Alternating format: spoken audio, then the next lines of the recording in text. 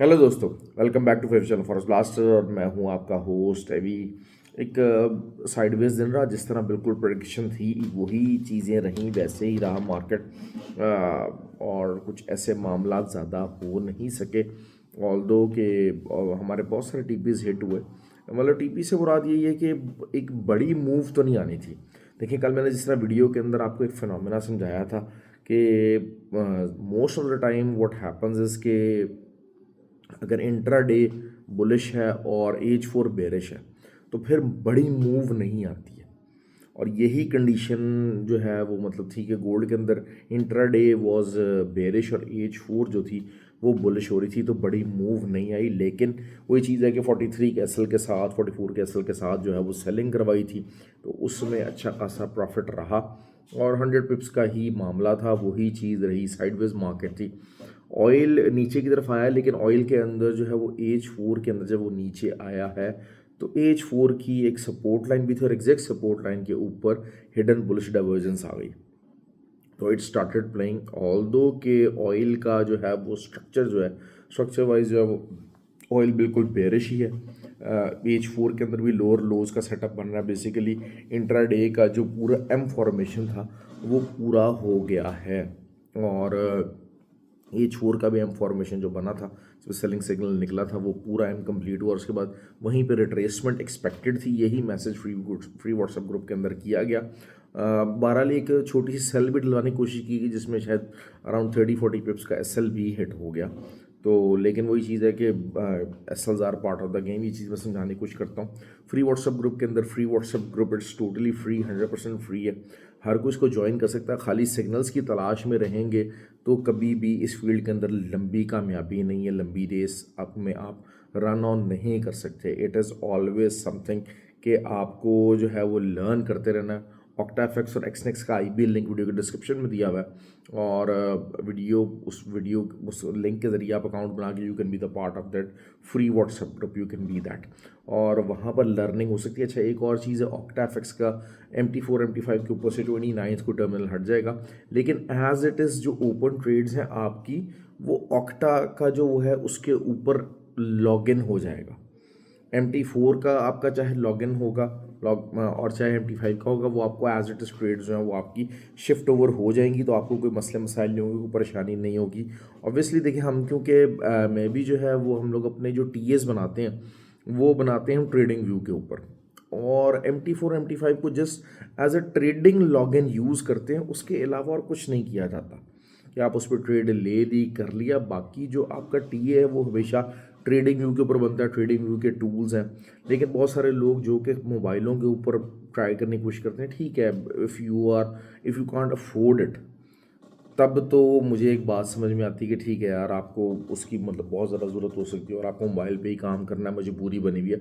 लेकिन अगर आप अफोर्ड कर सकते हैं और आप इस ट्रेड को सीरियस लेना चाहते हैं, तो you always need a setup. कोई छोटा मोटा लैपटॉप ले लें, चाहे आईपैड ले लें, या कोई भी जो है वो पुराना जो है यूज़ में कुछ ले लीजिए, ताकि आपको एक हैबिट हो जाए। ये जो चलते फिरते भागते हुए ड्राइव करते हुए ऑफिस के अंदर ट्रेड लगाना, it is simply pretty dangerous. या तो ये कि आपने TAs बनाने की कोशिश जानते हों। खैर, ऑयल की मैं बात कर लेता हूँ। ऑयल पे अच्छी ट्रेड एक्सपेक्टेड है, और एज फोर का ही जो है वो लोअर लोज का ही चैनल है, तो इट्स अ गुड रिट्रेसमेंट। लेकिन कल भी शायद मार्केट के अंदर मूवमेंट ज़्यादा नहीं हो सकती। फंडामेंटल्स जो होते हैं वो प्रॉपर मार्केट को मूव करते हैं। हाँ, गोल्ड की भी रेंज रह सकती है, रेंज वही है 2042 से लेके 42 के ऊपर अगर आपका आता है, 41 42 आ जाता है, बेसिकली 50 पिप्स का ये एक रेंज है, 37 टू लेके 50 का। ऑल्दो कि इतना ऊपर नहीं जाना चाहिए, इसको थोड़ा सा नीचे की तरफ इट शुड स्टार्ट पुशिंग।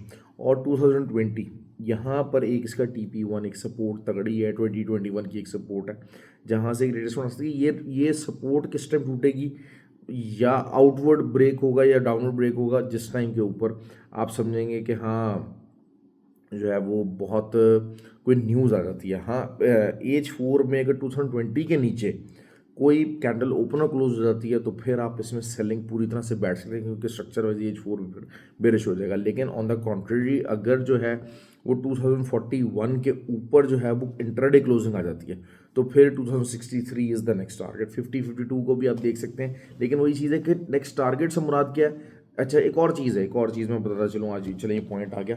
अब जब मैं कहता हूँ कि अच्छा यार ये यहाँ पर अगर क्लोजिंग आ गई तो 2043 इज़ द नेक्स्ट टारगेट या 2063 इज़ द नेक्स्ट टारगेट, इसका ये मतलब नहीं है कि मार्केट दरमियान में बस 2063 जाएगी। इसका मतलब ये है कि अब आपको फिर सेलिंग वाले फॉर्मेट से निकल के बाइंग की तरफ देखना। नीचे जब तक 2020 से नीचे जब तक मार्केट एज फॉर क्लोजिंग नहीं देगी, तब तक आपको द मोमेंट आपको मौका मिलेगा आप बाय करेंगे, बाय करेंगे। देखिए, और 2063 तक इसको होल्ड करेंगे।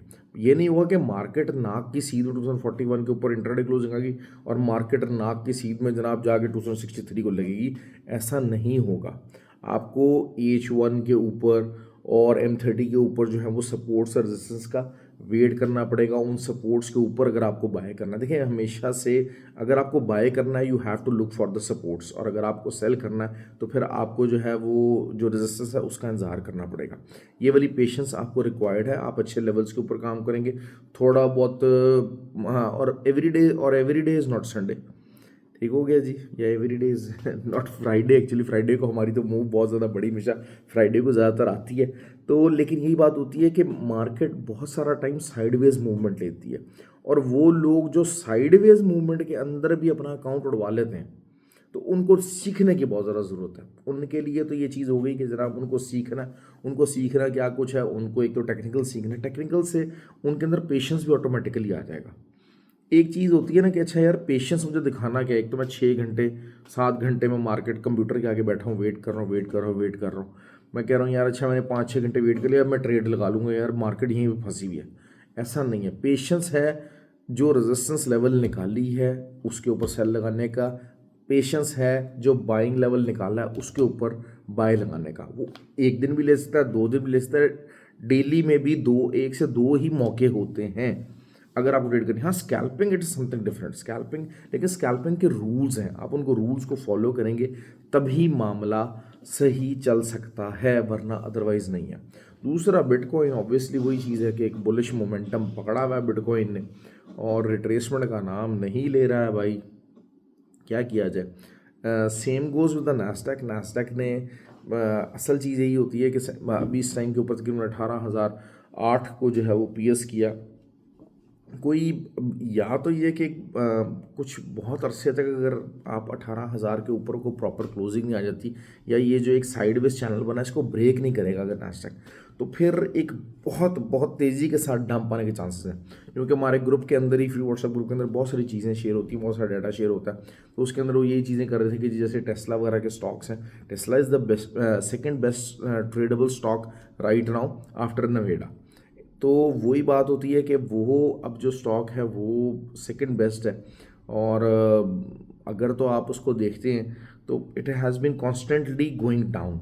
उसमें बैक एंड के ऊपर थोड़ा सा वही बात है कि जो चीज़ें थी कि रिगार्डिंग जो एलॉन मस्क के जो रेंटल एग्रीमेंट्स हैं, जो उनके बहुत अरसे से उन्होंने रेंट्स नहीं दिए हुए, सब कुछ दिए हुए, तो वो जो है दे के take him to the court, और वो थोड़े से पर्सनल इश्यूज भी उसके ऊपर फियर अपॉन कर रहे हैं। लेकिन वही चीज़ है कि वो ये कह रहे थे कि जी मेजर जो स्टॉक्स हैं they are losing the value, but still the indexes are topping the market.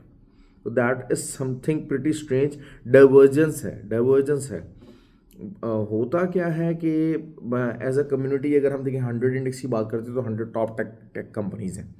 तो इसमें ये होता है कि अगर चलें 8-10 जो मेजर कंपनीज हैं ना, उनके stocks are topping up. 8-10 top की जो कंपनीज हैं, जो मेजर वॉल्यूम क्रिएटर कंपनीज हैं, वो टॉप कर रही हैं, और फिर जो है वो इंडेक्स भी आपका हिटिंग हाई है, तब तो चीज़ समझ में आती है। लेकिन अभी सिर्फ एक अगर देखा जाए तो सिर्फ एक नवेडा जो है उसकी अर्निंग्स टॉप कर रही हैं, उसको वैल्यू टॉप कर रहे हैं, बाकी तमाम जो स्टॉक्स हैं वो डाउन जा रहे हैं, लेकिन index is still going up. तो there is a clear divergence, और इवेंचुअली जो स्टॉक की वैल्यूज है that is the fundamental of the index. That is the fundamental of the index. हम लोग फंडामेंटल्स की बात करते हैं स्टॉक्स के अंदर। इंडेक्सेस को अगर आप ट्रेड करना है तो उसका जो इंडेक्सेस होते हैं उसका एज अ मेजरली जो फंडामेंटल्स होते हैं, ठीक है, एक वो फेडरल रिजर्व का तो रोल रहेगा, लेकिन जो मेजर टेक कंपनीज हैं उनका जो फंडामेंटल्स है वो that is the key fundamental, वो यूनानिमसली हम देखेंगे। तो यूनानिमसली अगर हम इन चीज़ों को देखते हैं तो फिर हमें ये चीज़ फील होती है कि हाँ यार ये तो चीज़ कम हो रही है, लेकिन तो इस वजह से क्या है कि ये डाइवर्जेंस जब आ रही है तो फिर ये डाइवर्जेंस जो किसी टाइम पर भी बहुत ज़्यादा चीज़ें पुल डाउन कर सकती है। तो whatever you want to do, आप इसको जो है वो ये डाइवर्जेंस प्ले कब करती है, नोबडी नोज। क्यों? क्योंकि मैं अक्सर ये बात कहता हूँ कि इंडेक्सेस का टॉप क्या है, बॉटम क्या है। The top can be double high to the top which you are expecting. तो बगैर असल के इनमें ट्रेड करना that is something very very killing. दूसरा ये कि लर्न करने की बात होती है तो I always motivate the people to learn. 4 March को लाहौर के अंदर कोर्स है, ऑनलाइन और फिजिकल बोथ, और उसके अलावा जो है वो इंशाल्लाह very soon you will start the news, confirm news आ जाएगी इंशाल्लाह रिगार्डिंग द दुबई कोर्स। उसका मैं कंफर्म कर दूंगा आपको। You will see that in the end of the April. और हो सकता है कि जो है, क्योंकि वो हमारे पास बुकिंग बहुत ज़्यादा है उसके, जो दुबई का जो कोर्स है उसके ऊपर बुकिंग ज़्यादा है, तो हो सकता है हम एक नहीं 2 कोर्सेज कंडक्ट करेंगे दुबई में। तो that is something good news for the people who really want to join in. तो अपने आप को एडजस्ट कर सकते हैं, अपने आप को चीज़ों को वो कर सकते हैं, but we'll try to do that. Okay जी, तो ये थी जी आज की वीडियो। गोल्ड के मैंने आपको लेवल बता दिए कि जी अच्छा जी कि यहाँ उसके ऊपर का एस एल लगाइए, 47 का एस एल लगाइए, थोड़ा सा एस एल बड़ा हो जाएगा बट इट डजेंट मैटर। और ड्यूरेबल गुड्स का जो है वो डाटा है, सब कुछ है। थोड़ा बहुत डाउन साइड आने की एक्सपेक्टेशन है कि रिसेशन का थोड़ा सा ज़रा नॉकिंग है, जिसकी वजह से थोड़ा सा डाउन साइड आएगा तो डाटा के बाद एक बाइंग साइड का प्रेशर बन सकता है। तो that is always on the cards. और 29 से लेके 32 एक अच्छा रेजिस्टेंस इनिशियल लेवल है, और उसके बाद अगर हम दोबारा बात करते हैं तो फिर 38 से लेके 41 ये 2 रेजिस्टेंस लेवल्स हैं। अगर आपको ट्राई लेनी है तो आप इन्हीं के ऊपर से ट्राई ले सकती हैं। गोल्ड का जो है वो 78, ऑयल का 78.30 का एक अच्छा रेजिस्टेंस लेवल है। आप उस रेजिस्टेंस को सामने रखते हुए आप सेलिंग की फॉर्मेशन बनेगा तो ले सकते हैं। बहरहाल H4 के ऊपर जो है वो एक लोअर लोज और हायर लोज का जो है वो एक सेटअप बनना हुआ है। आई होप कि ये कंटिन्यू रहे। अगर उसको डिसकंटिन्यू होना है तो H4 को 78.3 के ऊपर दोबारा से क्लोज करना पड़ेगा। That is how it will be close out. और फिर आपको जो है वो मसला दोबारा से वही हो जाएगा, स्ट्रक हो जाएंगे कि इंट्राडे बेरिश है और H1 जो है वो बुलिश है, तो you will get stuck into that again. तो ये चीज़ें हैं, मार्केट को समझने की कोशिश किया करें, मार्केट को लर्न करने की कोशिश किया करें। मेरी कोशिश ये होती है कि ऐसी वीडियो बनाऊं जिसके अंदर आप लर्न कर सकें, चीज़ों को समझ सकें। तो आगे देखें, पर्सनल एफर्ट्स हैं जो जितने ज़्यादा कर सकते हैं। जैसे silver has always been trading मैं कल भी सिल्वर वीडियो में कवर नहीं कर सका, ग्रुप के अंदर मैं ज़रूर कवर करता रहा, लेकिन सिल्वर जो है वो सिल्वर का मामला ज़रा डिफरेंट जा रहा है। सिल्वर इंट्राडे पे बुलिश हुआ है और H4 पे जो है वो थोड़ा सा ज़रा बेरिश उसने फॉर्मेट बनाया हुआ है, लेकिन it could very very soon turn around. और अगर जो है वो वही चीज़ है कि 22.8 या 22.7 के ऊपर के एसएल के साथ 885 से ऊपर का अगर आपको एसएल फॉर्मेशन मिलती है तो आप वहाँ से अगर सेल कीजिएगा तो आपको कल अच्छा रिस्पॉन्स मिल सकता है। लेकिन वही बात है कि नीचे जा रहा है, मुसलसल नीचे जा रहा है, और बिल्कुल भी आज उसने रिट्रेस नहीं किया। मैंने सुबह सुबह सिल्वर की मॉर्निंग की कॉल दी थी, और अक्सर ये हो जाता है कि गोल्ड जो थोड़ा सा ज़रा तंग करता है, लेकिन हमेशा एक बात मेरी मानने वाली ये होती है कि मैं हमेशा ये बात कहता हूँ कि सिल्वर जो होता है, चाहे गोल्ड ने बुलिश होना होता है, most of the time it is all about the probabilities, कि अगर जो है वो गोल्ड ने बुलिश होना है तो सिल्वर उससे पहले बुलिश हो जाएगा, और गोल्ड ने अगर बेरिश होना तो सिल्वर उससे पहले बेरिश हो चुका होता है। तो that is my experience, most of the time it works. तो you can dig around that कि अच्छा यार मार्केट किस तरफ जाना चाह रही है, कैसे जो है टर्न अराउंड लेना चाह रही है, यू कैन डू दैट। और silver has always been a very good, खासकर जो साइडवेज दिन होते हैं ना, साइडवेज दिन जिसके अंदर कोई मूवमेंट ज़्यादा नहीं होती, तो उन दिनों वॉलेटाइल जो पेयर्स हैं, सिल्वर हो गया पर्टिकुलरली, ये चीज़ें होंगी, ये वॉलेटाइल पेयर्स हैं, तो ये ज़्यादा अच्छा आपको मोमेंटम दे देती हैं, आपको ज़्यादा अच्छे पिप्स देती हैं, ज़्यादा अच्छा रिटर्न देती हैं। जबकि आप दूसरे जो पेयर्स हैं ना, उनके अंदर बहुत ज़्यादा तंग होते हो, बहुत ज़्यादा थकते हो, you get very very tired. Even कि आई वाज सरप्राइज्ड कि किस तरीके से आई नैस्डैक ने भी बहुत कम मूवमेंट दी है।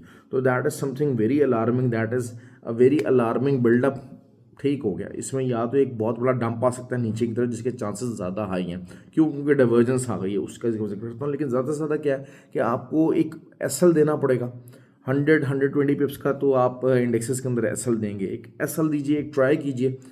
एसएल हिट भी होता है but doesn't matter, you can find, क्योंकि ये देखें एक रेजिस्टेंस अच्छी खासी स्ट्रांग हो रही है।